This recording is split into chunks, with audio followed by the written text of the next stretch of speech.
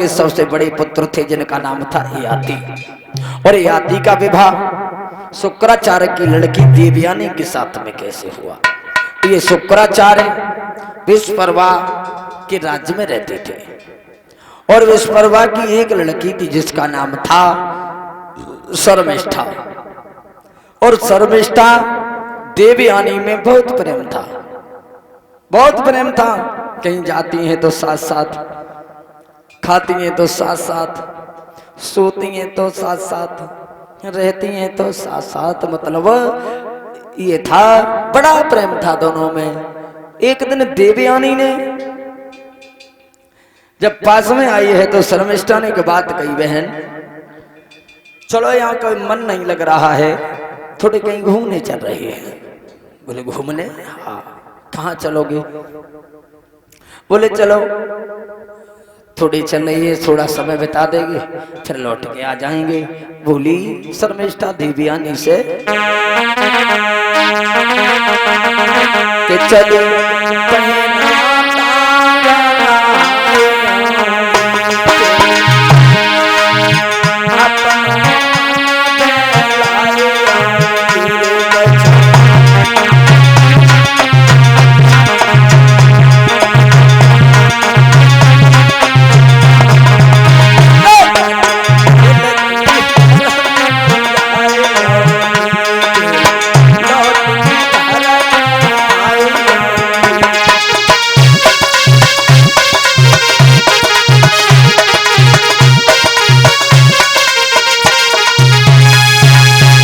शर्मिष्ठा ने देवयानी से कहा है, बहन चलो थोड़ा घर से बाहर चलते हैं।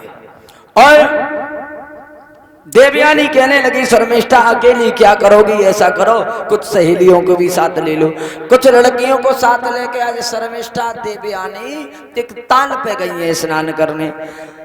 लेकिन ताल पे पहुंचने के बाद में शर्मिष्ठा ने एक बात और कही, सुनो आज ताल में कोई स्नान करेंगे तो वस्त्र पहन के नहीं करेंगे, वस्त्र उतारो।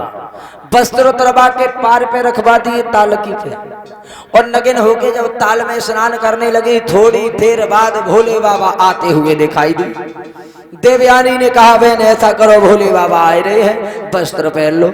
शर्मिष्ठा बोली पागल हो गई है, अरे नाक पकड़ो पानी में डुबकी लगा जाओ, भोले बाबा निकल जाएंगे फिर उसके बाद में फिर नहाते रहना। देवयानी बोली पागल मत हो जा, ये निकलने वाले नहीं है। मालूम पड़े कि ताल की पार पे त्रिशूल गाड़ के बैठ गए तो घंटन समाधि लगाए बैठे रहेंगे, तब तक नाक पकड़े पानी में डुब मर जाओगी, लेकिन भोले बाबा की समाधि नहीं खुलेगी। तब तक भोले बाबा पास में आए, जल्दी में लड़कियां भागी, एक दूसरी के वस्त्र पहन लिए। देवयानी ने शर्मिष्ठा के वस्त्र पहने, शर्मिष्ठा ने देवयानी के वस्त्र पहन लिए। और जैसे ही शर्मिष्ठा की नजर देवयानी के ऊपर गई तो हमारे वस्त्र पहने। शर्मिष्ठा कहने लगी देवयानी तूने हमारे वस्त्र पहन लिए, ये वस्त्र उतार दो। देवयानी बोली बहने अब तो नहीं, लेकिन चलो हम घर पर उतार देंगे। शर्मिष्ठा कहने लगी पागल हो गई है, अरे साथ क्या तुझे रख लिया, तेरे तो अरमान ही बदल गए। भिख मंगे की लड़की, तुझे ये मालूम नहीं था ये राजा की लड़की के वस्त्र हम पहन रहे हैं। देवयानी को बड़ा कष्ट हुआ, साथ साथ रहने वाली अगर कोई भी मित्र ऐसी बात कहे तो कष्ट तो होगा। देवयानी ने कहा बहन इतना क्रोध मत करो, हम ये वस्त्र तुम्हारे घर जाके दे देंगे। आगे बढ़ी है शर्मिष्ठा और आगे बढ़ के देवयानी के कान पर एक तमाचा दिया, लेकिन पर्दा से बाऊ पहनाए भाई, नए खून की बिटरिया बहू हती सो एक तमाचो देवयानी ने शर्मिष्ठा के गाल पे दो। और जब राजा की लड़की के गाल पे तमाचा लग गया, अब तो और लड़कियां थी तो बड़ी बेइज्जती मालूम पड़ी। अब बूबा के गाल पे दे, बूबा के गाल पे, तार की पार पे चौका छक्का चौका छक्का। लेकिन शर्मिष्ठा देवयानी से थोड़ी शरीर में हष्ट पुष्ट थी, तो देवयानी की दोनों कलाई पकड़ी और ढकेलती गई पीछे कुआं था, एकदम धक्का दिया, देवयानी धड़ाम से वह कुआं में जाके गिर गई। शर्मिष्ठा ने एक बात कही, सुनो, अगर घर पे किसी ने जाके ये कहा कि शर्मिष्ठा ने देवयानी को कुआं में गिरा दिया है तो उसके परिवार वालों को मरवा देंगे, कोई नहीं कहेगा। राजा की लड़की के डर से किसी लड़की ने घर जाके नहीं कहा। देवयानी सारी रात कुआं में पड़ी रही, और जब सारी रात कुआं में पड़ी रही, जब सुबह हुआ, महाराज याती घोड़ा पे सवार होके उधर से निकल के जा रहे थे, लेकिन देवयानी के कानों में जब घोड़ा के पैरों की आवाज गई है तो कुआं में पड़ी है देवयानी, आवाज लगाने लगी है कि घोड़ा पाले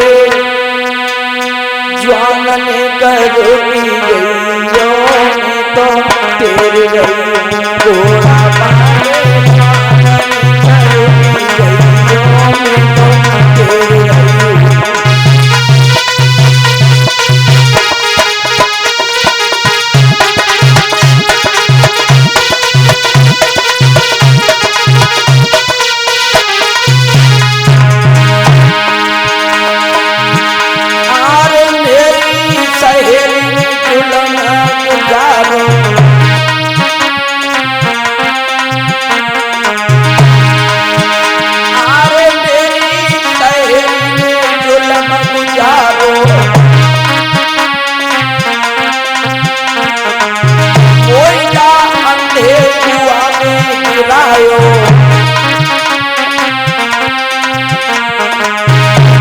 तो कुआं में पड़ी तड़प रही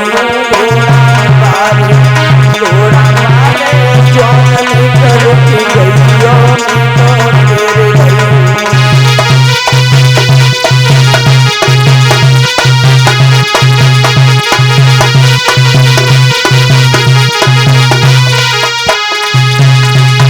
देवयानी ने जब कुआं से आवाज लगाई है और ये आवाज महाराज याती के कानों में पहुंची।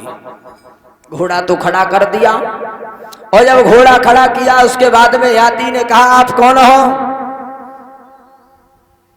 और आप कहां से आवाज दे रहे हो? दोबारा देवयानी ने फिर कुआं में से आवाज लगाई, महाराज मैं इस कुआं में पड़ी हूं, आप जो भी हो हमें इस कुआं से बाहर निकालो।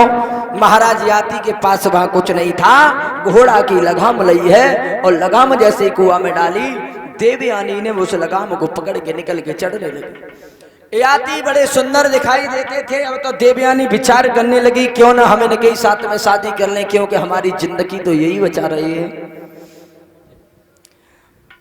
घोड़ा की लगाम को पकड़ के चढ़ती आ रही है, चढ़ती आ रही है, और जैसे ही पार की तरफ आई वैसे एक कलाई छोड़ के याती को दे दी। बोली, महाराज मैं गिरी जा रही हूं, मेरी कलाई पकड़ो। महाराज में गिरी।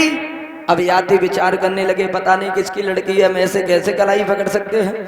औरत ऊपर चढ़ी है, मैंने दोनों कलाई जैसे छोड़ना चाहे। याती सोचने लगे, अगर जिंदा हो जाए हमें कोई मतलब नहीं है। और कलाई पकड़ी, एक झटका दिया, देवयानी को कुआं की पार पे खड़ा कर दिया। क्यों? तो कुआं में कहां करे आई दो, क्यों आई? और ये जीते ही बात सुनी तो बोली, महाराज मैं थोड़ू आई। फिर कौन आई? बोली, मैं स्नान करने आई, मेरी सहेली हमें कुआं में ढकेला मारी गई। याती बोले, पागल हो गई हो, ऐसी लड़कियों के साथ में क्यों आती हो? अगर किसी दिन मारी जाओगी, अब जाओ अपने घर। और जैसे ही घर को चले, याती घोड़ा पे सवार होके चले, वैसे ही कलाई को पकड़ लिया। बोली, महाराज कहाँ जा रहे हो? कुआं से बाहर तुमने निकाला है हमें, अब मेरी इच्छा कह रही है कि आप ही हमारे दूल्हा बन जाओ। याती बोले, पागल हो गई हो तुम, तुम्हें हमारी नहीं मालूम है, हमें तुम्हारी नहीं पता है, तुम कौन हो, क्या हो, कहां से आई हो, हम तुम्हारे साथ शादी कैसे कर सकते हैं? देवयानी बोली, महाराज मैं शुक्राचार्य ब्राह्मण की लड़की हूँ। याती बोले, तुम ब्राह्मण की लड़की हो, हम क्षत्रिय वंश से, फिर तो हमारी तुम्हारी शादी वैसे भी नहीं हो सकती। देवयानी बोली, महाराज हो सकती है। याती विचार में पड़ गए, सोचने लगे, ये ब्राह्मण की लड़की हमसे कह रही है शादी हो सकती है। तो देवयानी बोली, महाराज हाँ शादी हो सकती है। क्यों?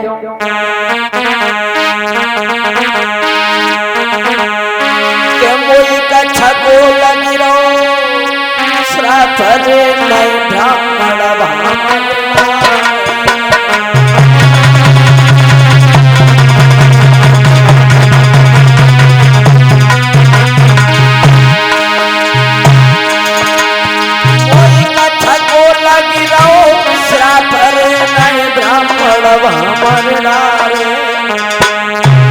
महाराज छत्री मेरे वंशज